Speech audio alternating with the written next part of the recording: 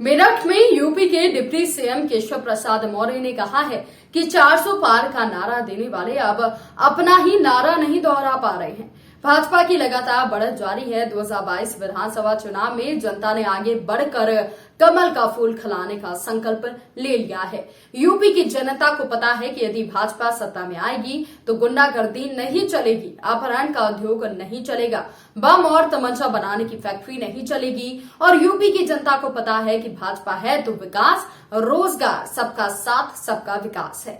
सपा गठबंधन का प्रत्याशी हिंदूगर्दी की बात कर रहा है, इसका जवाब आप ईवीएम पर बटन दबा कर दीजिए। हमने वादा किया था कि किसानों का कर्ज माफ होगा। सरकार बनने के बाद पहली कैबिनेट की बैठक में यह निर्णय लिया गया। इसी तरह अवैध बूचड़खाने बंद करने का निर्णय लिया गया था। अब उत्तर प्रदेश बदल गया है। यूपी अब विकास के पथ पर चल रहा है। उत्तर प्रदेश में भाजपा विजय की ओर आगे बढ़ रही है। इसको लेकर विपक्ष के नेताओं में 10 मार्च से पहले ही 12 बज गया है और 400 सीटें जीतने का जो दावा कर रहे थे, आज उनकी हिम्मत नहीं पड़ रही कि वो वादा दोहरा सके। सपा अपनी असलियत जान चुकी है।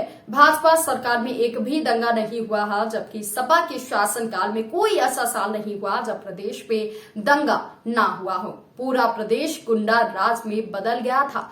भाजपा ने जब सत्ता संभाली तो माफिया और अपराधी यूपी छोड़कर भाग गए या उन्हें जेल के भीतर ठूंसने का काम किया गया।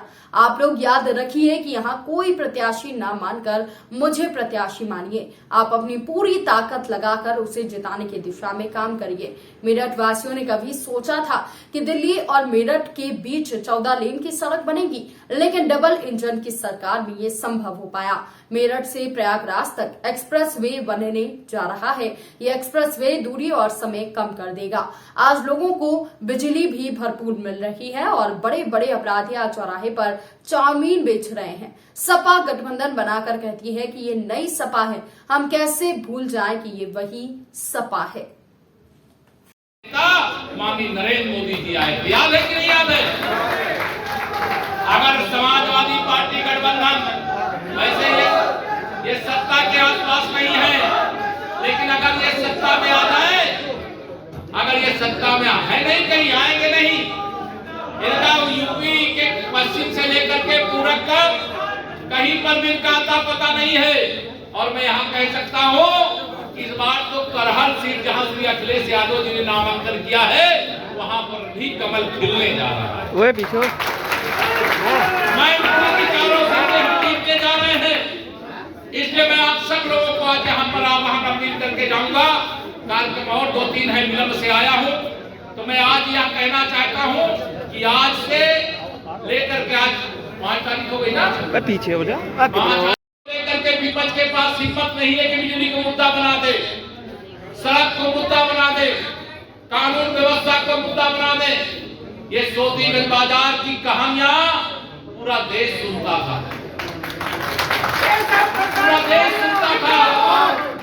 यहाँ के प्रतिष्ठित लोग अगर अपने ही वाहन में बैठ करके यहाँ से निकल जाए और उनका वाहन का कोई पहिया पंचर हो जाता था और उसको पंचर बनाने वाले को अगर खोजने गए तो उनकी पूरी गाड़ी गायब हो जाती थी। गायब होती थी कि नहीं गायब होती थी?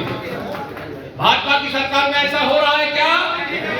सोतीगंज बाजार बंद करवाने का काम हमारी सरकार ने किया है। और जो बड़े बड़े ऐसे अपराधी थे अब चाउमीन बेच रहे हैं चौराहे पर। बेच रहे हैं या क्यों हुआ? क्या आप समझते हैं कि ये समाजवादी पार्टी का गठबंधन वापस आ जाएगा? जो ये कहते हैं नई सपा है, अरे उत्तर प्रदेश की जनता भूली नहीं है। जब वही अखिलेश यादव है तो नई सपा कहां से हो गई?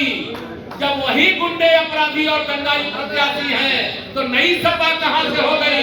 ये नई सपा नहीं मेरे भाई बहनों, ये वही सपा है जो दंगे करवाती है, जो अपहरण करवाती है, जो भ्रष्टाचार करवाती है, जो हत्याएं करवाने का काम करती है। ये वही सपा है, ये नई सपा नहीं है। इससे सावधान रहना। और आने वाली 10 तारीख को ईवीएम मशीन के पास आपको पहुंचने का मौका मिलेगा। हमने सबका साथ सबका विकास किया, इसलिए मैं नारा लगाता हूं 100 में 60% वोट हमारा है। 40% वोटों में बंटवारा है और बंटवारे वाले वोट में भी हमारा। और क्यों हमारा है? क्यों हमारा है? इसलिए हमारा है क्योंकि हमने कोई, चाहे गरीब किसी भी जाति धर्म का हो, हमने कोई भेदभाव नहीं किया है। क्या भेदभाव हमारी सरकार ने? हम सबका साथ सबका विकास किया है। भारतीय जनता पार्टी की सरकार ने यहाँ स्पोर्ट्स विश्वविद्यालय यूनिवर्सिटी बनाने का काम किया है, जिसकी आधारशिला। विधानसभा चुनाव में यह दूसरी पारी यहाँ की जनता के आशीर्वाद और कार्यकर्ताओं के परिश्रम से फिर शुरू होने जा रही है। सपा गठबंधन का सुपड़ा साफ होगा, बसपा और कांग्रेस का कहीं अता पता नहीं चलेगा। हम प्रदेश के अंदर एक बार फिर 300 से अधिक सीटें जीतेंगे। इस बार हमारे वोटों का प्रतिशत बढ़ा है।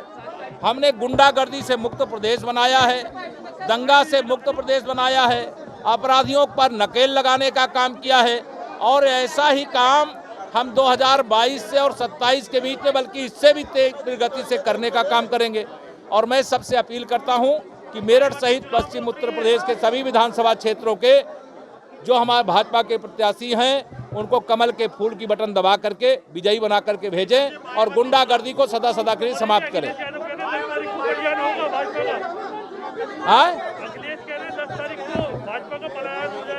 10 तारीख को समाजवादी पार्टी का नाम बदल करके समाप्तवादी पार्टी हो जाएगा।